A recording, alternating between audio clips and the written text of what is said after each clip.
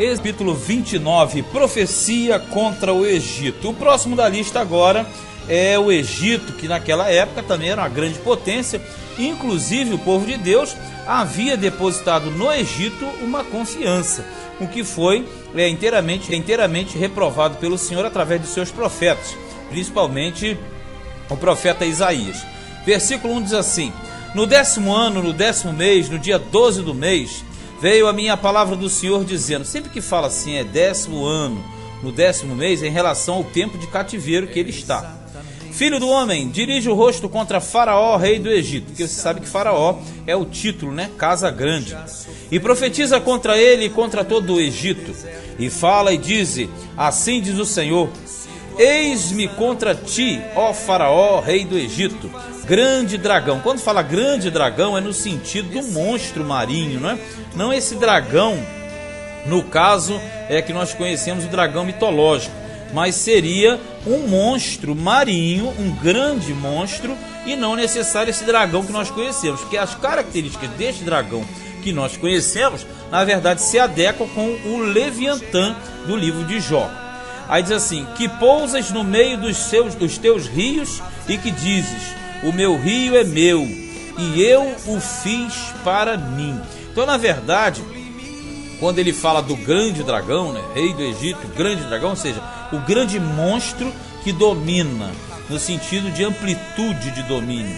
Mas eu porei anzóis em teus queixos e prenderei o peixe dos teus rios às tuas escamas. Quer dizer, ele vai controlar esse rei.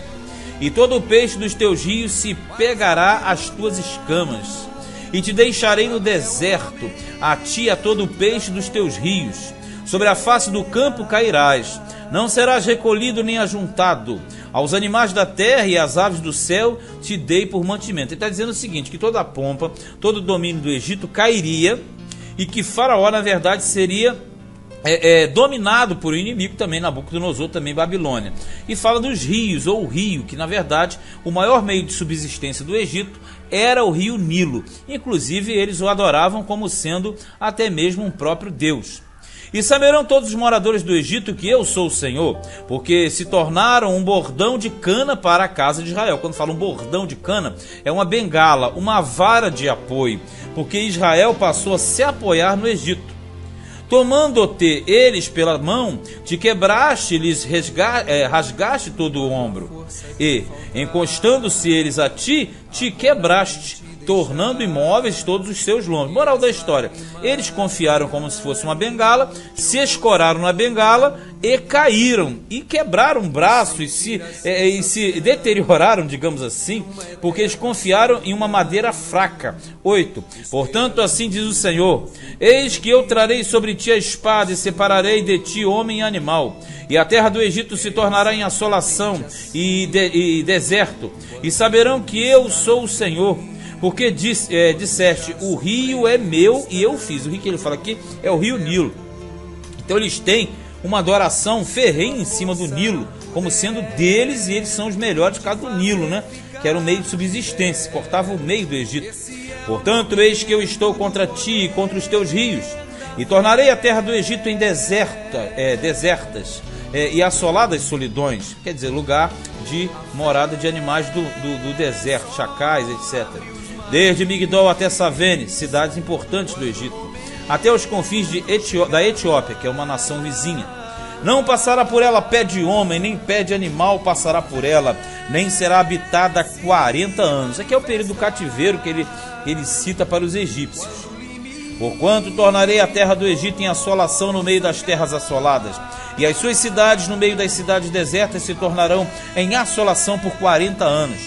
E espalharei os egípcios entre as nações, e os derramarei pelas terras. É porque o cativeiro dos egípcios, você veja, foi 40 anos, enquanto que de Judá foram 70 anos. Então ele falou que vai espalhar, né, pelas terras.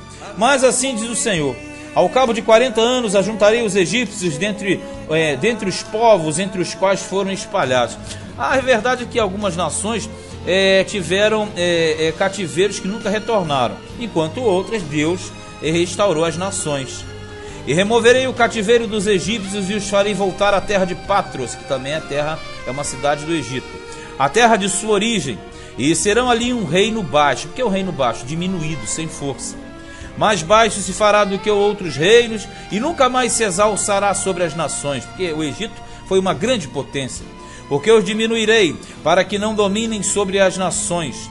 E não terá mais da casa de Israel a confiança para lhes trazer a lembrança a sua iniquidade. Lembrando quando Israel confiou neles, né? Quando olharem para trás deles, antes saberão que eu sou o Senhor. Tipo, Deus destruiu a aliança que eles fizeram entre si, no caso, né, Israel com o Egito. Ele está dizendo que vai aniquilar tudo isso. E sucedeu que, no ano 27, no mês primeiro, no primeiro dia do mês, veio a minha palavra do Senhor dizendo: Filho do homem, Nabucodonosor, rei da Babilônia, fez com que o seu exército prestasse um grande serviço contra Tiro, que foi o anterior. Toda a cabeça se tornou calva, quer dizer careca. Isso aqui é no sentido de ser levado cativo como prisioneiro, porque eles rapavam tudo, né? E todo o ombro se pelou, e não houve paga de Tiro, quer dizer, nada que comprasse a sua dominação, para ele, nem para o seu exército, pelo serviço que prestou contra ela. Então vamos lá. Tiro, na verdade, foi dominada, foi aniquilada. Agora é a vez do Egito. Portanto, assim diz o Senhor: eis que eu darei a Nabucodonosor, rei de Babilônia, a terra do Egito, e levará a sua multidão, e tomará o seu despojo, e roubará a sua presa, e isso será a paga para o seu exército. Quer dizer, no caso, o Egito vai ser um pagamento para Nabucodonosor pelo serviço feito a Tiro. Olha como é que o negócio funciona. Nós verificamos que o mundo é um grande tabuleiro onde Deus movimenta essas pedras, né? Isso fica bem mais claro no livro de Daniel 20. Por paga do seu trabalho com que serviu contra ela, lhe dei a terra do Egito, visto que te trabalharam por mim, diz o Senhor. Naquele dia farei brotar o poder na casa de Israel, e te darei abrimento da boca no meio deles, e saberão que eu sou o Senhor. Porque o profeta Ezequiel, em determinados momentos, Deus o fazia calar. E nem ele querendo falar, ele conseguia, porque ele colava a língua ao paladar, ou seja, tirava a voz dele, fazer com que ele não conseguisse falar. Mas ele está dizendo, na hora certa, no momento certo, eu abro a tua boca e você explica tudo isso aí para eles. Para eles quem? Os que estavam em cativeiro já em Babilônia. Então ele estava anunciando que haveria o cativeiro do povo dele, o final, ataque final, depois teria o de Tiro e depois teria o ataque também sobre o Egito. Este foi Ezequiel capítulo 29.